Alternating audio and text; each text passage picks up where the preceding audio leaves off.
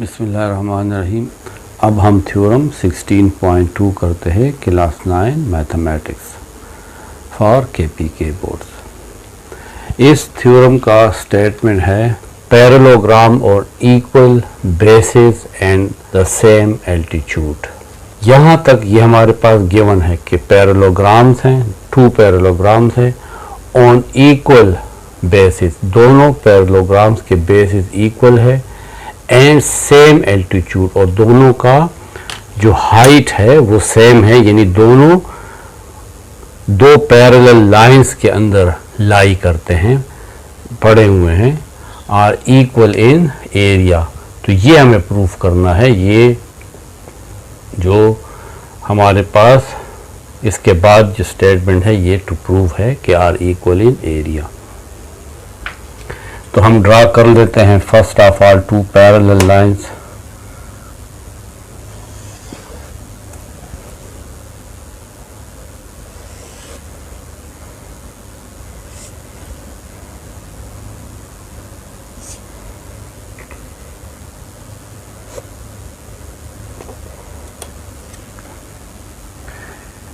एक parallel line x and y है, दूसरी parallel line P and Q है। ये 2 पैरेलल लाइन है। इसके ऊपर हम 2 पैरेललोग्राम ड्रा करते हैं। एक ये पैरेललोग्राम है,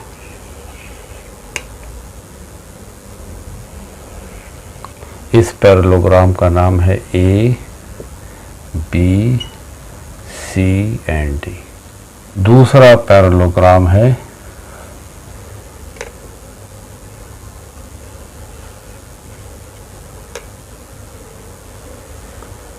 E, F, G and H। ये 2 पैरेललोग्राम हैं। इन दोनों का बेस सेम है, एक का बेस AB है, दूसरे का बेस EF है। ये दोनों बेसिस सेम है और इन दोनों का हाइट सेम है कि ये दोनों पैरेललोग्राम XY और PQ इन 2 पैरेलल लाइंस के अंदर लाई करते हैं, इन दोनों पैरेलल लाइंस के अंदर हैं। तो प्रूफ ये करना है कि इन 2 पैरेललोग्राम का एरिया सेम होगा। ये असल में हमारे पास ये जो 16.1 थ्योरम है ये उसका कन्वर्स है। गिवन है ABCD and EFGH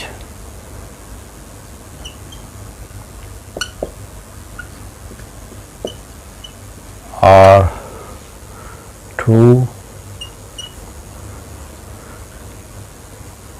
parallelograms having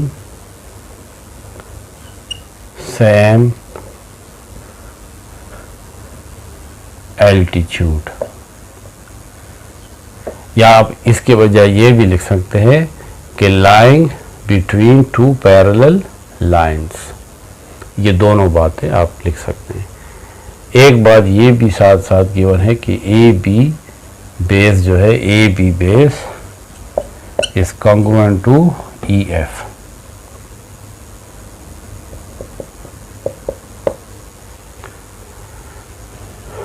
parallelogram on equal bases, तो ये वो इक्वल बेसिस हो गए। अब टू प्रूव ये करना है कि इन दोनों पैरेललोग्राम्स का एरिया सेम होगा। The parallelograms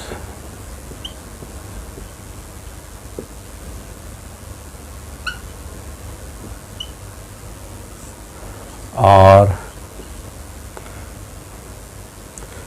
equal in area. इसमें कुछ कंस्ट्रक्शन भी हम कर लेंगे। कंस्ट्रक्शन, इस A को H के साथ ज्वाइन कर लेते हैं और इस B को G के साथ ज्वाइन कर लेते हैं। ये B और G को हम ज्वाइन कर लेंगे और H को A के साथ ज्वाइन कर लेंगे। ये हम लिख लेंगे join A to H and B to G। अब आगे हमारा प्रूफ है। पहली बात, ये जो एच जी है ये ई एफ के कॉन्ग्रुएंट है। H G is congruent to E F.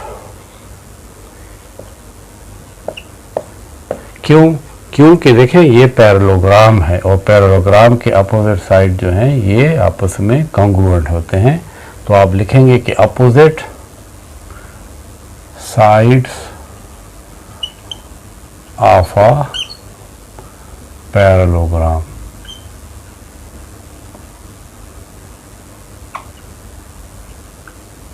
लेकिन गिवन ये है, आपको याद होगा अभी मैंने लिखा था कि जो ए बी है ये तो ई एफ के कॉन्ग्रुएंट है।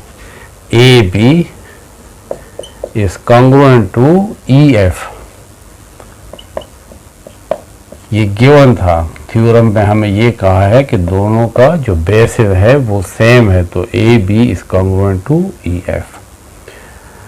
अब आप देखें एच जी भी ई एफ के कॉन्ग्रुएंट है और ए बी भी ई एफ के कॉन्ग्रुएंट है, तो इसलिए ये जो एच जी है ये कॉन्ग्रुएंट है ए बी के। इसको हम ट्रांजिटिव प्रॉपर्टी कहते हैं।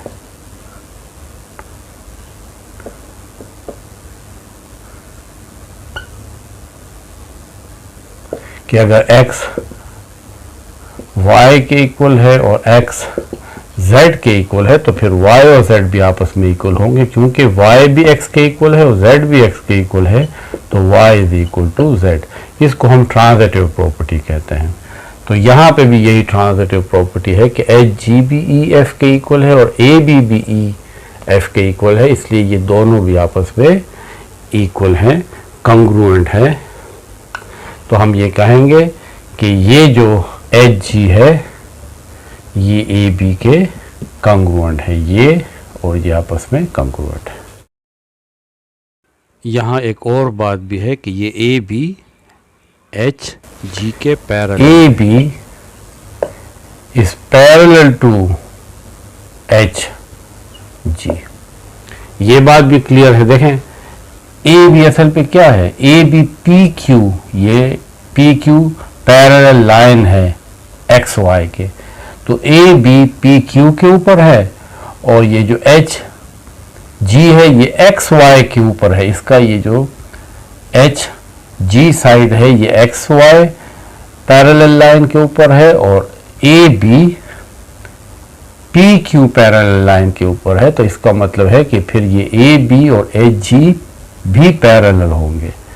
तो हमने लिखा कि A B is parallel to H G. तो ए बी पैरेलल है एच जी के और ए बी कॉन्ग्रुएंट है एच जी के। अगर आप इसको इस तरह तरतीब बदल दें तो इससे फर्क नहीं पड़ेगा।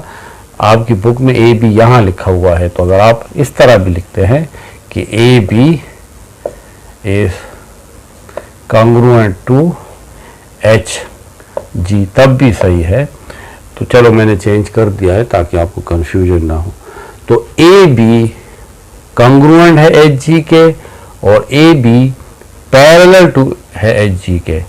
जब एक फिगर के दो अपोजिट साइड आपस में कॉन्ग्रुएंट भी हो और आपस में इक्वल भी हो तो फिर ये पैरेललोग्राम बन जाता है। देखें आप इसको मिला लेंगे तो ये पैरेललोग्राम बन जाएगा। तो जब ए बी और एच जी आपस में कॉन्ग्रुएंट भी है और ए बी और एच जी आपस में पैरेलल भी है तो A B H G, A B H G is a parallelogram. तो ए बी एच जी एक पैरेललोग्राम है। इसको पूरी स्पेलिंग के बजाय आप दो पैरेलल लाइन और ग्राम लिख लें तो इसका मतलब भी पैरेललोग्राम होता है। अब ये ए बी एच जी एक पैरेललोग्राम है। तो इससे पहले जो थ्योरम हमने थ्योरम नंबर 16.1 पढ़ा था उसमें ये बात थी कि अगर दो पैरेललोग्राम का बेस सेम हो, अगर दो पैरेललोग्राम का बेस सेम हो और दोनों पैरेललोग्राम पैरेलल लाइंस के दरमियान लाई करते हो तो फिर उन दो पैरेललोग्राम्स का एरिया सेम होगा।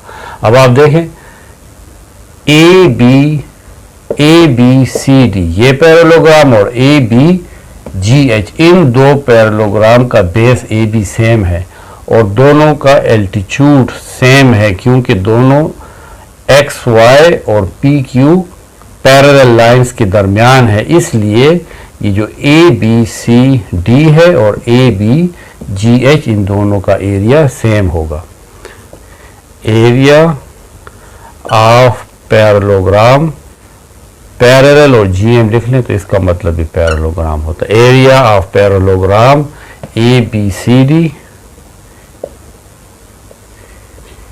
Is congruent to area of parallelogram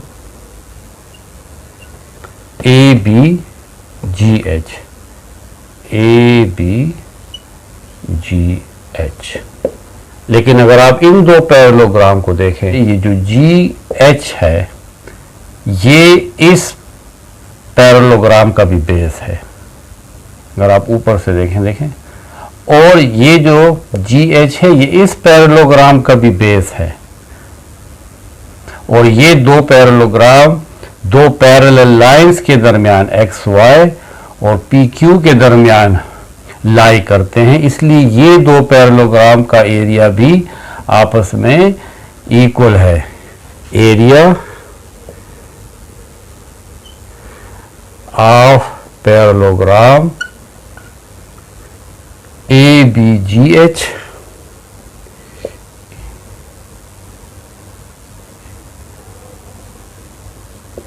is congruent to area of parallelogram ये वाला E F G H, E F G H. ये दो पैरेललोग्राम भी उसी कंडीशन के ऊपर पूरे उतरते हैं कि इन दो पैरेललोग्राम का बेस भी सेम है और ये दो पैरेललोग्राम दो पैरेलल लाइंस के दरमियान है, इसलिए तो इन दो पैरेललोग्राम का एरिया भी सेम होगा। अब यहाँ पे वही ट्रांजिटिव प्रॉपर्टी है, तो parallelogram A B C D, ये जो A B C D parallelogram है इसका एरिया भी ए बी जी एच के कॉन्ग्रुएंट है और area of the parallelogram A B G H जो है ए बी जी एच, इस पैरेललोग्राम का एरिया भी area of the parallelogram E F G H के कॉन्ग्रुएंट है, ई एफ जी एच के कॉन्ग्रुएंट है। तो A B G H parallelogram का area A B C D parallelogram के कॉन्ग्रुएंट है और इसी ए बी जी एच देखें area of the parallelogram A B G H, इस पैरेललोग्राम का area E F G H parallelogram के congruent है। तो इसका मतलब हुआ कि इन दोनों पैरेललोग्राम का एरिया भी आपस में कॉन्ग्रुएंट होगा। Area of parallelogram A B C D is congruent to area of parallelogram E F G H. ये ट्रांजिटिव प्रॉपर्टी है।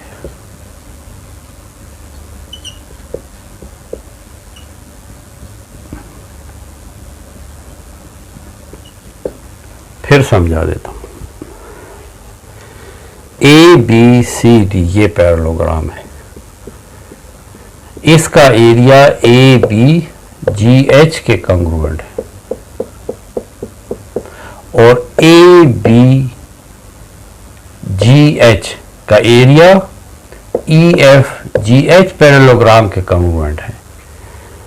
इस पैरेललोग्राम के एरिया इसके पैरेललोग्राम के कॉन्ग्रुएंट है और इसी पैरेललोग्राम का एरिया इस पैरेललोग्राम के कॉन्ग्रुएंट है। तो इसका मतलब हुआ कि इन दो पैरेललोग्राम का एरिया भी आपस में कंग्रुएंट होगा, यानी A B C D parallelogram और E F G H parallelogram, इन दोनों का एरिया भी आपस में कंग्रुएंट होगा। तो ये हमारा एक छोटा सा थ्योरम था 16.2।